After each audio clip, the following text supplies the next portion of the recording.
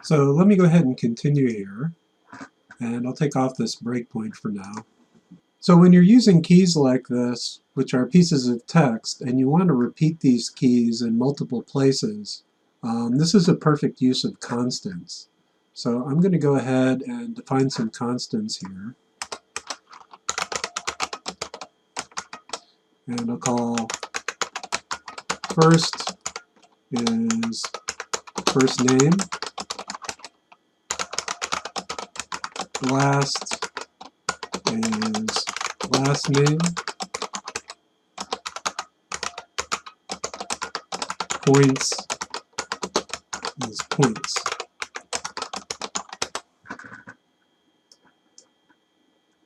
And then down here where I define the array, instead of putting a string here, I'm going to say first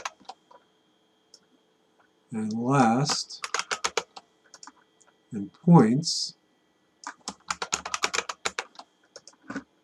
And then I'm also going to use those constants when I'm accessing values in the array.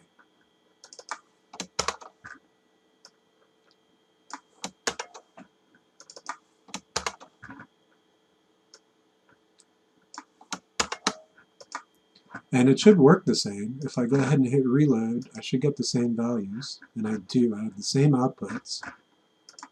But now, if I decide that I want to change the actual values that are being used as keys in my array, I only have to change them one place. So like user first name, everywhere where I refer to first is now going to be user first name instead, and I only have to change it in one place. I get the same output. So you'll find constants being declared for key values in arrays pretty frequently. And this becomes even more important when you start talking about arrays of arrays. So let's say I wanted to create a roster for the entire class that had everybody's first name, last name, and the total number of points so far. I'm going to go ahead and create a new array for that called class roster. And this is going to be long, so I'm going to split it over multiple lines. And then what is the first element of this array going to be? Well, it's actually going to be an array, like so.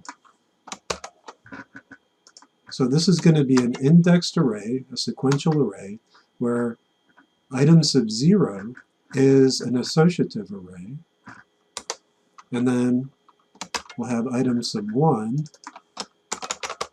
Bill Jones, so 95, and Elizabeth Brown as an 80,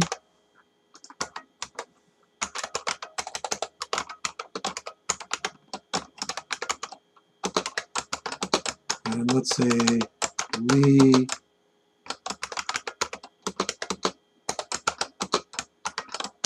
Kim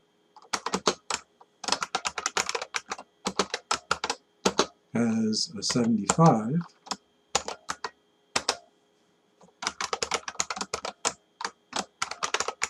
and so on. I'll just do one more.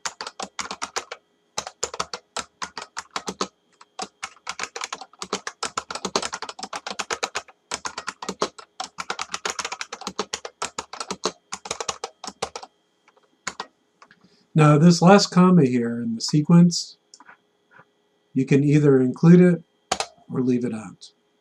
Since it's the last item in an array statement, it's optional. But a lot of programmers leave it in anyhow, and the reason is because later on if I want to add another line to this array, like so, if I put the comma here, I don't have to do anything. But if I had removed the comma before and I paste it in, now I have to add the comma. And just in case you forget, this can avoid a bug. So I'm going to go ahead and include the comma even though it's optional. And then to display all this data, I'm going to create a table. So I'm going to go to HTML, HTML:5 tab, and I'm going to put a table in here. So let's go ahead and change this name to class roster. And I'm going to get rid of these echo statements for now. So basically, I'm going to comment out everything from here on down. So I'm just going to leave my array definition and my define statements.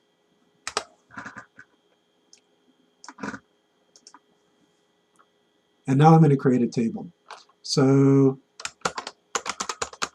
table, and then the first row is going to be a header row. So I'm going to echo first. So it's going to put the key name here, and then I'm going to do the second thing for last and the third, and also for points.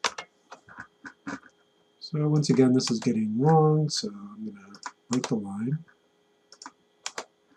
And this is last, and this is points. So there's my header row. And then I'm going to output the first data row. These are going to be table cells.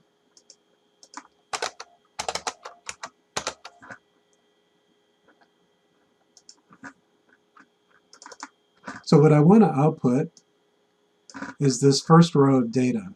And this is going to be $class under roster square bracket 0 is this array, and then another square bracket first for the first name. So it's going to look like this. Class roster sub 0 sub first is going to be the first name of the first record in the class roster.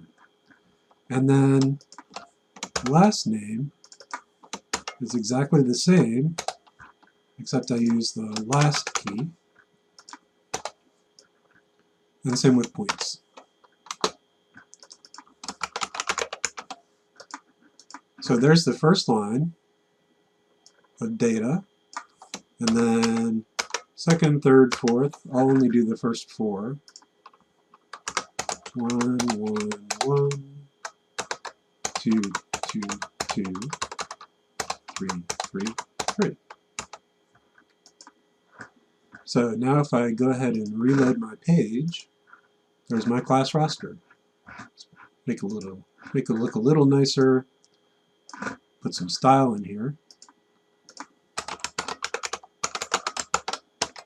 So let's put a border around all of our TD items.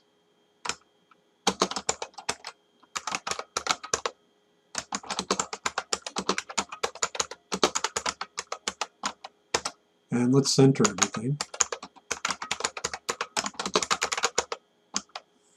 And let's also do that for THs as well.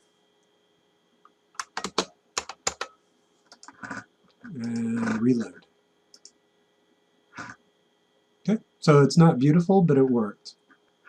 Now one other thing you can do, if you're in a relatively recent version of PHP, is there's a shorthand for writing these arrays. So this works fine in many versions of PHP, but this is a little condensed and works in more modern versions of PHP. Instead of saying array there, you can just put a square bracket and then close that square bracket here. And same thing with that, and that, and one more, and then close, close, close, close, close. So this means the same thing. I get the same output, but it's a little more compact. However, it doesn't work in all versions of PHP.